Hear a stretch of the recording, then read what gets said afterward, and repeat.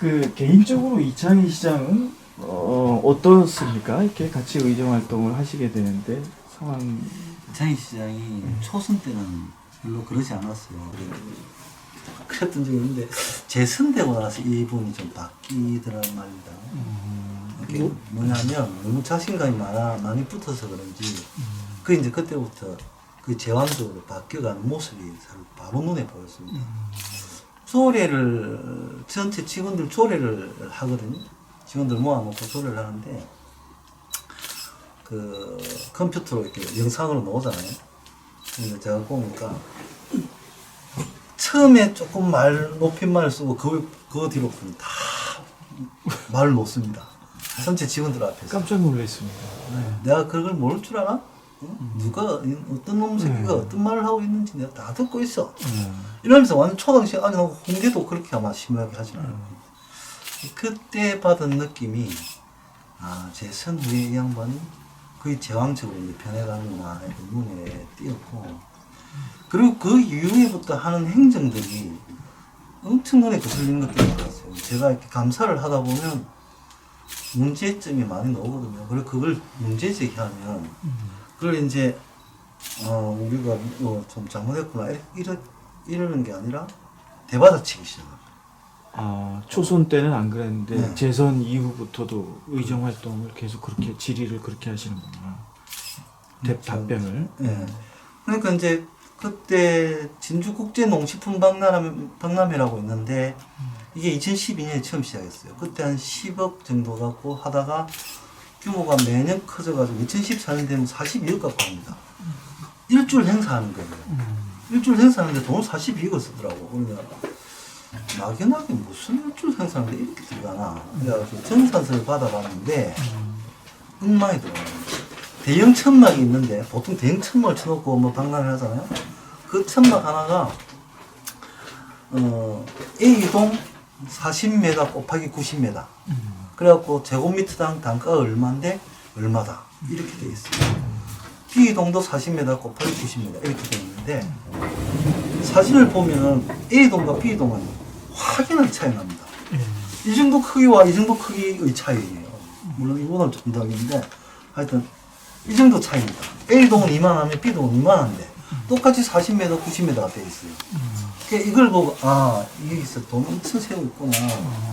그래가지고 이제 감사를 하고 우리 의회에서 그 행정사무조사특별위원회를 구성하자 이래가지고 이제 안건을 올렸다 이게 부결이 됩니다. 예. 네, 한국당 후보들이 그때 새누리당 의원들이 많다 보니까 몇 석 구분돼 있습니까 지금 현재?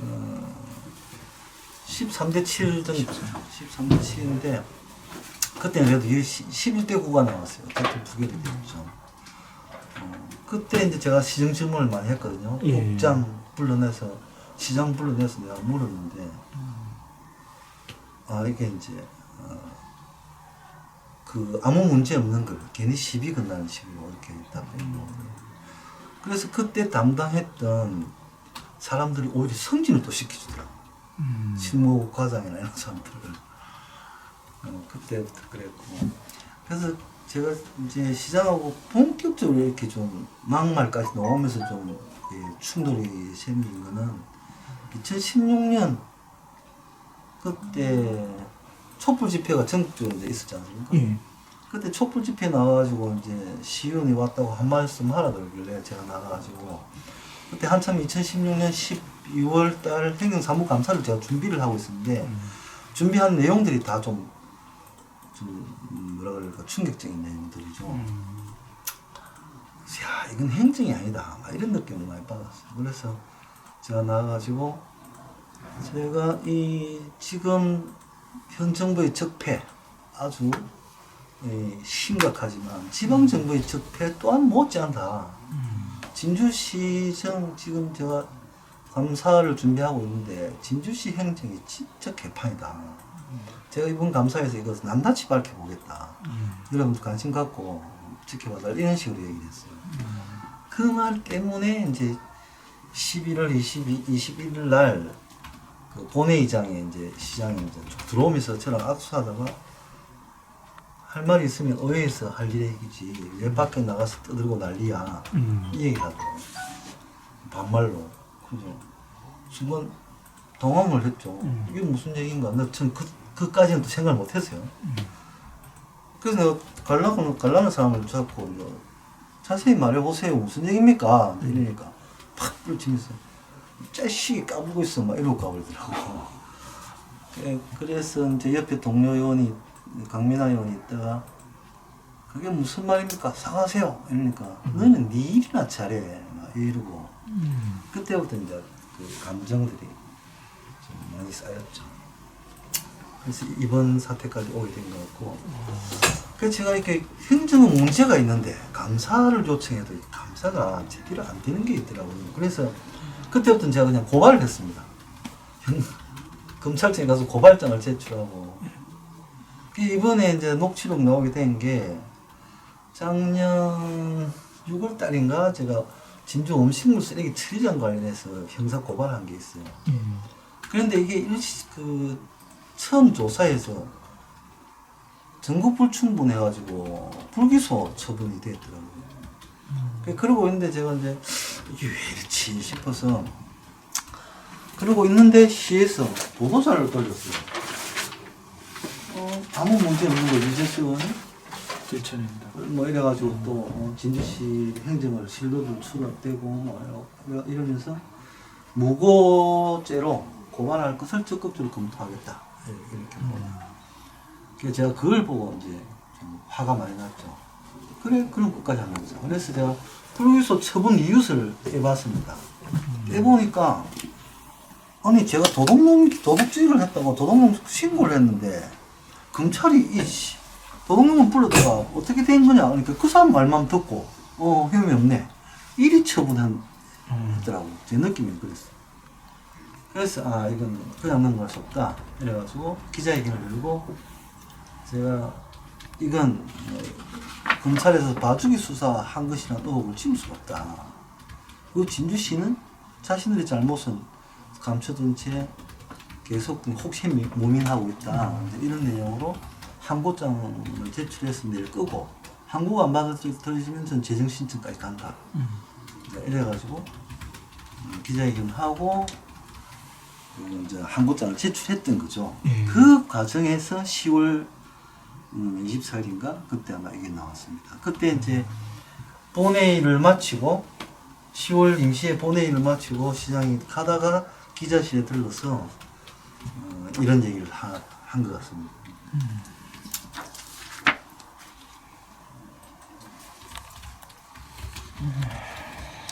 저기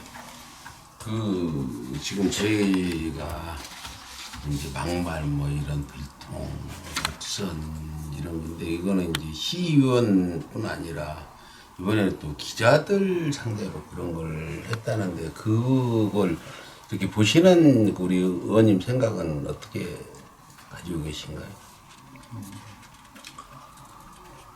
그러니까 자기한테 조금이라도 비판적인 논조를 쓰는 기자들은 기자 취급을 안 하고 기본적으로 사이비 기자 취급을 해버리죠. 저분은. 그래서 그런 얘기가 나오고 그리고 실제 오만함이 보시면 아시겠지만 오만함이 도를 넘고 있습니다. 자기가 모든 것을 자기 마음대로 처리할 수 있다는 그런 게 있어요. 권력이 근데 지금 그 녹취록이라는 게 어디에서 일어난 그런 상황들입니까? 그러니까 아까 말씀드렸듯이 작년 10월 24일 본회의 마치고 의회 본회의장에서 나와서 쭉 본청으로 걸어가다 보면 바로 옆에 걸어가는 길에 기자실이 있어요. 그러다 보니까 시장이 꼭 의회 마치면 들릅니다. 특별한 명칭이 들리는데 그거 들려서 이제 기자분들이 한 10명 정도 있었죠. 제가 좀 그 자리에서 이제 이야기하다가 이제 제 얘기를 시작을 하더라고요. 보면